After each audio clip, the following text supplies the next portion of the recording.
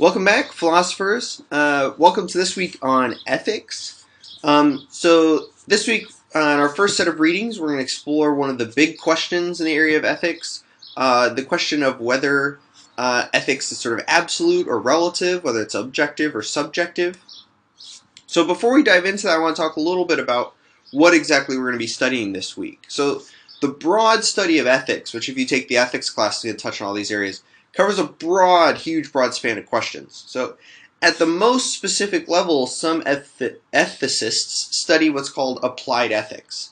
And this is sort of answering at the ground level certain ethical questions, asking questions like, is abortion morally permissible? Are humanitarian interventions morally permissible?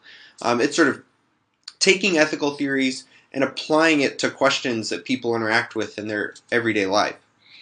At a slightly more general level, some people study normative ethics, which this deals with like slightly more broad questions about sort of what is the morally right action determined by what kind of action it is or by its consequences. This is the famous debate sort of between deontological views, which talk about morality being about duty and following rules and keeping your promises, and that what makes something right or wrong is about like the nature of the act itself. Versus the consequentialists who say, no, it's not about the nature of the act itself, it's just about the consequences that you bring about. So this is sort of at a slightly broader level. But at the most general level, some people study what's called meta-ethics. And this is going to deal with questions about whether there's an objective right or wrong, what the nature of the good is, sort of the nature of ethics qua ethics. And this is what we're going to be looking at least in this first half of this week. So if you take the ethics course, which most of you are probably required to do, you'll do more of the normative or applied ethics. But here we're going to look sort of at the most broad scale and look at meta-ethical questions. So the big distinction we're going to look at is this distinction between absolute and relative truths versus objective and subjective truths. So some of you might have written about this in the wiki on important distinctions. So these distinctions are explained in the Philosopher's Toolkit. But it's important to talk about them, so this is a classic philosopher thing. I'm going to make a distinction between distinctions.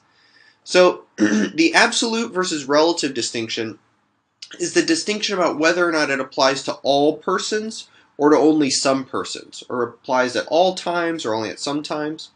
So an absolute truth is true for all peoples at all times. So for example, that red light is the shortest wavelength of visible light. Is true for all people. So it doesn't matter even if you're colorblind, red light still has the same wavelength. Doesn't matter if you've never even seen the color red. That is an absolute truth. It doesn't vary from person to person. Whereas a relative truth is something that's true for a person at some time. So the idea like chocolate ice cream is the best. That might be true for some people, but other people, chocolate ice cream, they might not really like it. Or a truth even is something as simple as like, the water bottle is to my right. Well, that's true for me, because it is to my right, but it's not to your right. It's not next to you at all. So relative truths are going to be true sort of relative to some person or to some time. Now the objective-subjective distinction is about whether or not it is made true by a mind or not. So an objective truth is true independent of what anyone thinks about it. So we can use the same examples here. So for example, that red light is the shortest wavelength of visible light.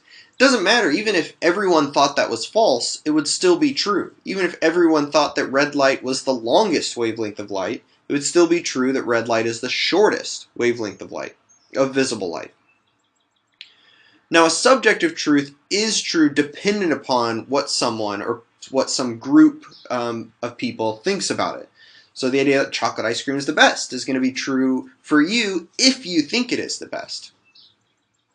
So you can see that oftentimes these two distinctions will map onto each other. That absolute truths are often the same thing as objective truths, and relative truths are often subjective truths, but they can separate. So if I put the example here, the truth Jack thinks Jill is pretty is an absolute truth. The fact that Jack thinks Jill is pretty is true for everyone. It's not that it's true for me that Jack thinks that, but not true for you that Jack thinks that. But what makes it true is something about Jack's mind. So you think about it, for an objective or subjective truth, you can change whether it's true or not just based off if you change your thinking. Whereas an objective truth, you can't do that. So the fact Jack thinks Jill is pretty is an absolute truth, but it's a subjective truth. But in general, when we talk about ethics, one is either going to be both an ethical absolutist and objectivist, thinking that ethics applies to everyone equally, but also objectively, because there's an objective truth about it. Or someone's going to be an ethical relativist and a subjectivist, say that no, ethical truths are true dependent upon the person, because it has something to do with what people think or something like that, about sort of cultural relativism, what the culture thinks is true or something like that. So in looking at these readings, there's a couple things to look at. So one, both Stace and Mackie are going to offer competing explanations for why there's moral disagreement, why people disagree about important moral truths. And second, we're going to try and look at how the theories get at the moral intuitions that we already have. We have certain ideas about sort of how morality is set up. We'll see which the theories get to those. And the big question is sort of this idea. Are moral claims, things like murder is wrong or giving to the poor is good, are they more like certain known facts, like the earth is round? Are they more like certain unknown facts, things that are true, but we just can't access them perfectly yet? So something like there is life on other planets. It's true, there is either life on planets or there isn't. There's a fact of the matter there, we just don't know it yet. Could ethics be like that? Or is ethics sort of made up of subjective facts? Things like chocolate ice cream tastes the best, that it's something about our tastes or preferences in our mind. So that's going to be the questions that we're going to look over when reading through Stace and Mackie.